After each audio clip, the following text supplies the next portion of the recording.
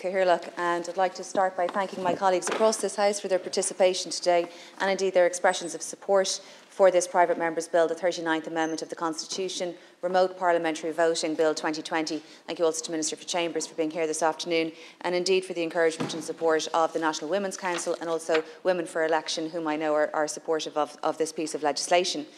As we know, the current Article 1511(1) of the Constitution reads that all questions in this House, in each House, shall, save as otherwise provided by this Constitution, be determined by a majority of the votes of the members present and voting, other than the chairman or presiding member.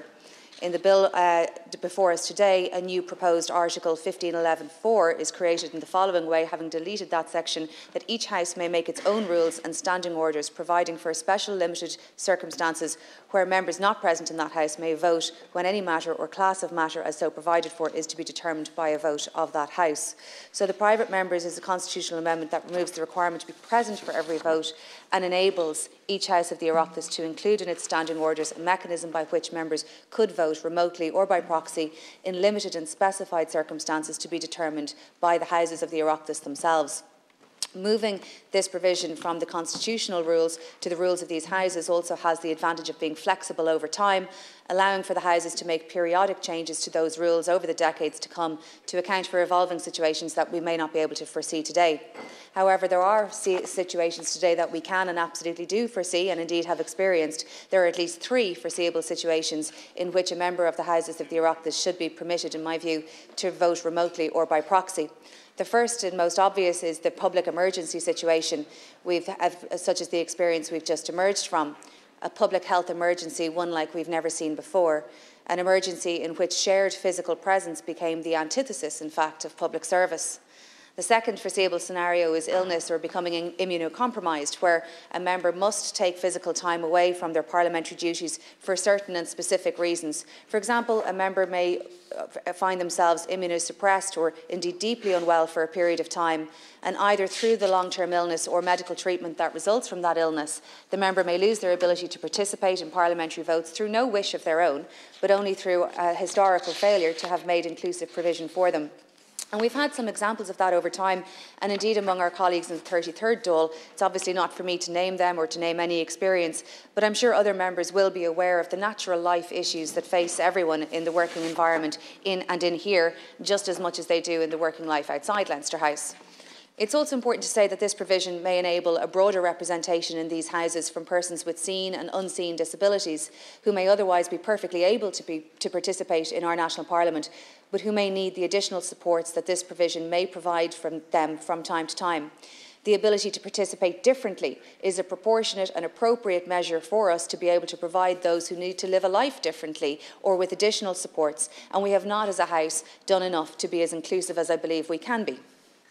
The third foreseeable situation is, of course, maternity and paternity leave. People have babies. It's not a surprise, it should not be a surprise, but yet our working structures take no account of it in this House. It automatically shuts off women of this land that we haven't really even considered them as equal natural participants in these Houses by providing for the most natural of life's events. Obviously, this was particularly relevant at the time of the introduction of this bill into the House on the 8th of December 2020, when my Fine Gael colleague, the Minister for Justice, Helen McEntee, had announced her pregnancy just 3 days before. The first woman sitting at cabinet level in Ireland to take maternity leave. And although it was facilitated in terms of her ministerial brief, essentially a sticky plaster was used in terms of the Minister's attendance for voting in the Dáil, in terms of her concurrent parliamentary duties. And I have seen comment, from those who may feel that this is a self-serving bill, that it's politicians looking after themselves in some way. Perhaps let me say this, from my own perspective, I think I know in my own heart at this stage I won't need to avail of the maternity leave provision at this point in my career. I certainly hope not to need sick leave or to ever see another public emergency in that way. But we don't legislate for ourselves, we legislate for those who come next and for the broader societal issues more generally. And the lack of equivalent to maternity or paternity leave for representatives of the people is an impediment to a family-friendly and gender-sensitive working environment for members and for the community of the Houses of the Oireachtas who see us and indeed visit here and participate with us in committees and civic society participation more broadly. And that issue was considered in great detail by the Forum on a Family-Friendly and Inclusive Parliament, chaired by former TD Mary Upton, presented to the Ceann Comhairle in November 2021. And I want to acknowledge the work of my parliamentary colleagues on that body of work: Deputy Neil Richmond, Deputy Holly Cairns, Senator Fiona O'Loughlin, who's chair of the Women's Caucus, Senator Lisa Chambers and Senator Fintan Warfield, who worked on this, and of course the Ceann Comhairle Seána Fariel, who established the forum in the first instance. And the forum states that maternity leave is a more obvious issue now that more women are putting themselves forward for election and indeed getting elected, a natural consequence of having introduced gender incentive legislation. And of course that proportion is going to go up even more. We should have done it before now, but it's an absolute imperative at this stage. And of course there have been 2 private members' bills that attempted to introduce maternity leave by Deputy Sean O'Farrell, as he was then in 2013, and by Deputy Niamh Smith and Deputy Anne Rabbitte, as she was then in 2018. And I know from having spoken with some of the sponsors of those bills that essentially they got stuck on the question of voting and the constitutional requirements in relation to that. The forum also acknowledged, and I think this is really important, that in 2021 there were 2 instances of pairing arrangements to cover 2 6-month periods of maternity leave for members of these houses. The forum noted that in both cases it was the other female members who offered to enter into that arrangement, which is great but has the effect of further reducing the number of women who are actually voting in Parliament. It was also noted by the forum that members who had offered this arrangement had then found themselves facing criticism for having failed to vote on certain occasions. And it's that dependence on informal or indeed more formal pairing arrangements that I believe is an insufficient response at this stage in the evolution of a parliament in our democracy. It creates uncertainty generally. It's uncertain for the member who is on leave. It has created problems for the person who offered to help, and it really cannot be depended on in perpetuity in a modern parliament. I believe it's not a sophisticated enough response for a modern parliament, and we need to take steps to address it, being as we are on notice of the problem and being committed to the expansion of female representation in the chamber.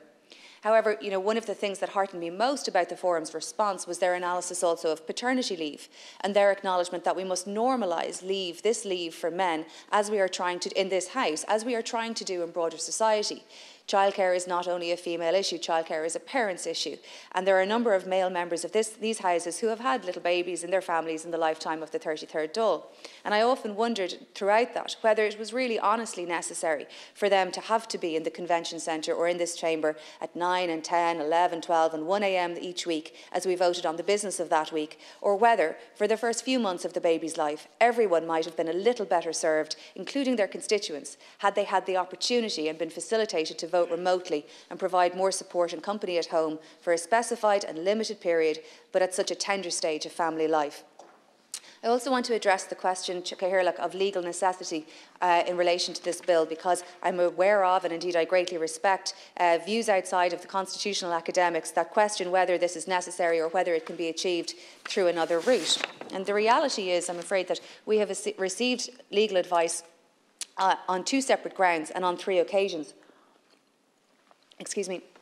Firstly, the Houses of the Oireachtas and indeed members were advised that the Article 15 requirement to be present and voting was absolute. That was the experience that we had as members at the beginning of the pandemic. I received that advice myself in the development of this bill, and I note that the forum also comments that it received equivalent advice in relation to the nature of the necessity to be present and voting. The forum also then went a different way about it and considered the question of employee rights and the intersection of employee rights with maternity and paternity rights. But in the words of the forum's report at page 24, the forum sought legal advice as to the employment legal advice provided, and the employment legal advice provided confirmed that Oireachtas members are not considered employees as such, and as a result may not avail of certain employee rights and protections as they would as their constituents would in other working environments outside these houses.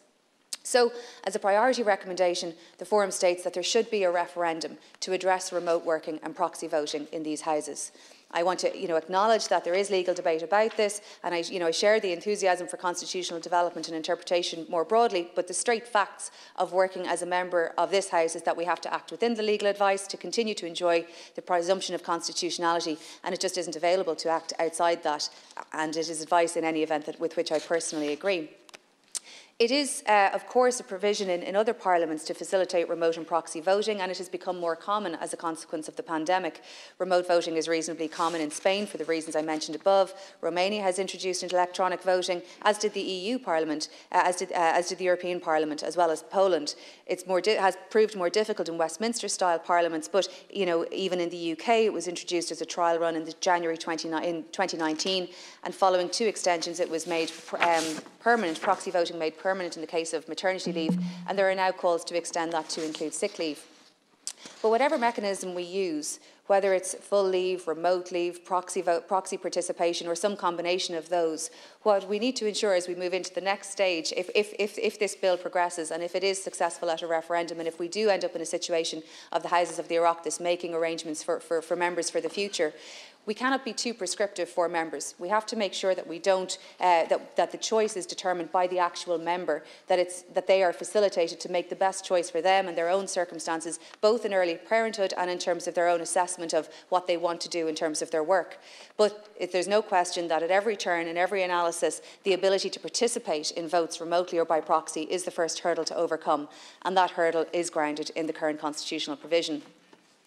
If the constitution change moves through this House and is supported, and if it is put to a referendum, I look to say at the outset, I've never envisaged that this be a standalone event. It was always the case that this referendum was never going to be appropriate or suitable during a pandemic period, and naturally, to facilitate the best running of parliamentary democracy and democracy more generally, you don't want to have referendums that are sticking out on their own, for no good reason to ask people to come to vote on that. There is a natural confluence with the work being done with the Committee on Gender Equality, established as a consequence of the recommendations of the Citizens' Assembly, of which I am a member, of which Deputy Batchik is chair, and she's here today. That committee is working specifically at the direction of the Citizens' Assembly on 3 referendums related to gender equality, and it seems like a natural friend that this referendum might sit along 3 referendums such as that at some point in the future. So there's no need to take it out on its own, but perhaps to consider it in the round. But what I envisage, if it were passed and if it did get the support of the Irish people to make this change, that it's then a matter for the Houses of the Oireachtas to consider this type of votes or the types of class of votes, the types of scenarios that are included and not included, the periods for which that might be appropriate or not appropriate, the mechanism by which a member might apply formally, what they might expect in relation to that, and indeed provision for making changes to those rules over time. But I think as we all sit here, and I know many of you support this bill, and I thank you for that, but I'm all too aware again how much further we have to go to really achieve true representation in this, our representative chamber. Whether it's more women, whether it's more people with disabilities or younger people who perhaps just don't see politics as an option that they can juggle alongside the potential of having a young family. It's our job now to think about those who will come after us and to make every provision possible to allow for a larger number of people to seriously consider this job as one that they can do and also have a family and to be available to them at those most tender moments. We must show that the practical realities of life outside Leinster House apply in here too. Otherwise, how are we to attract a broader group of representatives to our representative chamber? I look forward to the debate and commend the bill to the House. Thank you.